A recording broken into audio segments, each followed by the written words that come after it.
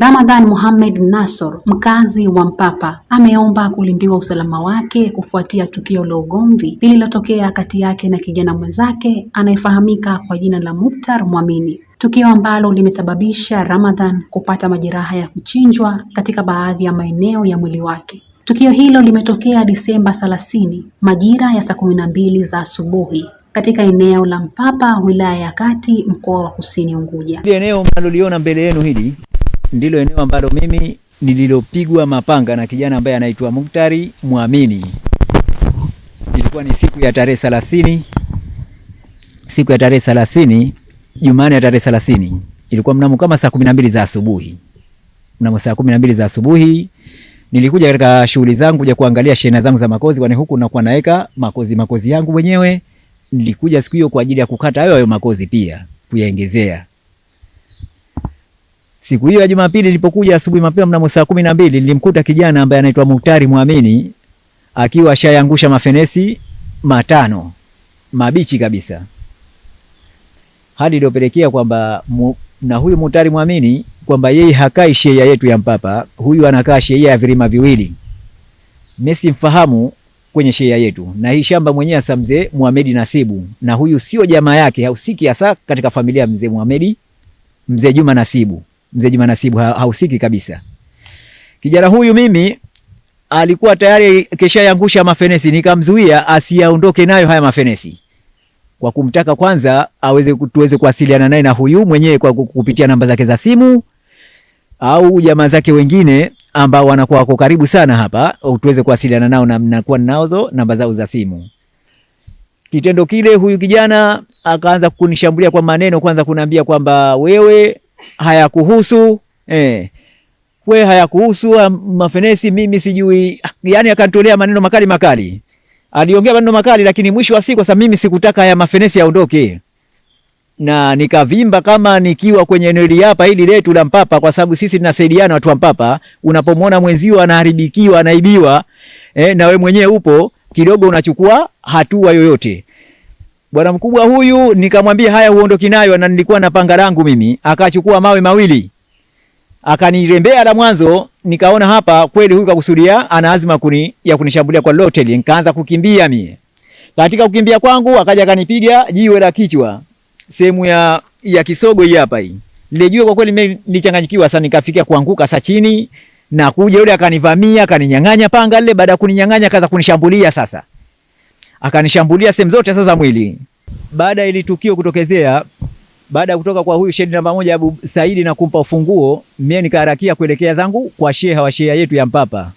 Nilipofika sheha wa sheha yetu ya Mpapa, kwa kweli hali ilimshtuza, na kanipeleka hadi kwa katibu wake kuweza kuchukua pepa zile za muhuri na karatasi ya kupokelewa kituoni kama mjeruhiwa. Na sheha huyu kwa bahati nzuri, sheha yeye mwenyewe akakabidhiwa ile Vespa yangu ambayo ilikuwepo hapa eneo nilopigwa mapanga. Akakabidhiwa ile Vespa yangu, na yeye mwenyewe kwa honda yake mwenyewe kabisa akanikubali kunipakia mpaka kwenye kituo kile cha polisi, akaniwasilisha pale, akanikabidhi pale niweze kupokelewa na kupewa PF3. Na ni kweli baada ya kufika kituo cha polisi nikakabidhiwa PF3 na afande anaitwa Afande Ibra, na ni afande mpelelezi wa hili shauri. Baada kutoka hapo ilikuwa kama tena nishafika saa 1:15, nikatoka hapo hadi kufika hospitali ya Mwirapongwe, ndio hospitali yetu ya wilaya hapa, wilaya Kati.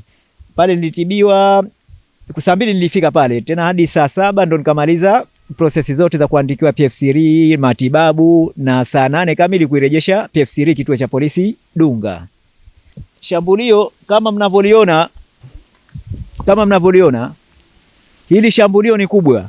Hii ni katika maeneo niliyoshambuliwa. Hili shambulio ni kubwa, na huyu ambaye alionishambulia baada ya kufika kituoni kazawadiwa dhamana yake mwenyewe. Kwa hivyo mimi sikatai kupata dhamana uvipi, lakini nilitaka niulize tu waandishi wa habari, wanasheria, hebu shambulio kama la kumiza mwili ndani ya mwili mzima kama nilivyokuonyesheni, kwamba ni kweli unapewa dhamana yako mwenyewe au kuna utaratibu mwingine. Hili sijaji sana nimekumuona mtaani, mimi hainikeri sana. Na vile vile huyu mshutumiwa huyu mnamo siku ya 3 yake alikuja eneo hili hapa alikuja eneo hili hapa, na huyu inaonyesha alikuwa kajificha, alijua kwamba Rama anaweza kupata nafasi siku yote akaja hapa. Huyu bwana alinifukuza tena kwa mapanga, ndio ashapata zamana kwa kituoni, lakini alikuja akanifukuza tena kwa mapanga. Unaona hali ambayo mimi kwanza inanitishia amani, na vile vile inanitishia amani. Mimi sijamwamini ukoje sasa yule kijana, na ningependa mimi bora apate zamana, adhaminiwe na mtu, ili kidogo yule mtu atakayemdhamini aweze kumgomba gomba na kuniheshimu mimi kama ambaye mlalamikaji, na ndo ashaniumiza. Pia kidogo iwepo staha kwa mtu ambaye ushamuumiza alafu bado unaenda kumfukuza kwa mapanga, kwamba anaponifukuza kinachoanguka inakuwa ni chake tena. Ikianguka simu inakuwa ni yake, na kianguka mwili inakuwa pia mwili ni wake. Unaona? Na ashasema huyu ataniua. Kwa kweli mimi sijui kosa langu ni lipi, na mimi si mlipizi. Mimi nimekuja kwenye vyombo vya sheria kwa sababu naogopa kulipiza. Kuliugeti ukilipiza uondoke hapo ukaishi Tanga sijui baadaye, mimi mambo siwezi. Mambo ya kumlipiza mtu mesiwezi. Napenda sefuate sheria, huyu mtu apelekwe mahakamani. Hata huyo atakayemdhamini mahakamani atamwambia kwamba huyu usimfuate kwa mapanga, usimkimbize kwa mapanga. Unaona hii kufukuzwa na mapanga. Na hichi kitendo anakifanya na watu wanaona huku barabarani, kwa sababu huyo anafika hadi stage, anafika paka barabarani, anapoteza mwelekeo mpaka panapo watu, yeye bado ananifukuza tu yani. Sasa mimi hali kwa nimekosa, sina amani. Khalid Yahya Ramadhan ni sheha wa shehia ya Mpapa, amethibitisha kutokea kwa tukio hilo. Swala ambalo lilompata ndugu yetu huyu mnamo mwezi hapa kwenye tarehe mosi, tarehe pili hapa alikuja siku kwangu mimi kama alfajiri, na akaja pale. Alipokuja kwangu baada ya kupiga hodi, baada ya kumuona amejaa madamu, ananiambia sheha, nimechinjwa au nimepigwa kwa visu na nani. Akanitajia kijana mmoja hapa tunamuita jina lake sasa limenitoka. Ilikuwaje? Akaniambia asili yake alikuwa anataka kuiba mafenesi. Sasa mimi nilikuwa namzuia asibe mafenesi. Wewe mifenesi hiyo yako, mimi sio yangu, lakini mimi pale ni nakwenda pale na kwenda kukata makozi na kuweka na nini. Mimi hapo niliponiambia vile nikawa sikuwa na nini hilo. Kweli nilikubali tu, kwa sababu ilikuwa hali yake haiko nzuri. Alionyesha mikono yake alikuwa amefunga kidogo. Kwa vile nilimchukua mimi moja kwa moja nikampeleka mpaka kituoni. Nikamkabidhi kituoni, nikamwambia kijana wenu huyu amekuja nyumbani hali katika hali hii. Mimi sina cha kueleza. Hivi mnivyomuona ndivyo alivyokuja na ndivyo ambavyo ninavyomleta hapa. Sijamuuliza chochote mimi.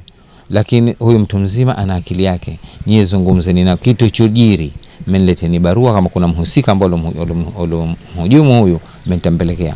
Kwa vile kweli walizungumza na askari kwa siku ile pale. Aliporejea yule bwana alipelekwa, alikonza hospitali. Baada ya kushakutibiwa alirudi pale, akaja na barua yake mkononi, nimpelekee mhusika. Mhusika anaitwa Muhtari Muamini Ali. Akaniletea ile barua. Basi na mimi siku ile bahati nzuri nikaipeleka. Siku ya tatu ile alitakiwa afike kituoni, na aliweza kufika pale kituoni.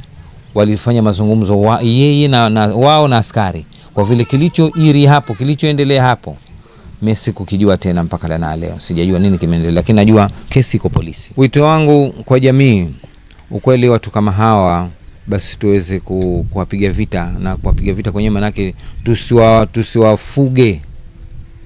Tusiwafuge, tuweze kutoa habari katika vyombo vya sheria kwa ndani ya sheria yetu kuna 1, 2, 3 ili aweze kuchukuliwa hatua zinazofaa. Angel Paul, nyuma kamera ni Jabir Ridwan.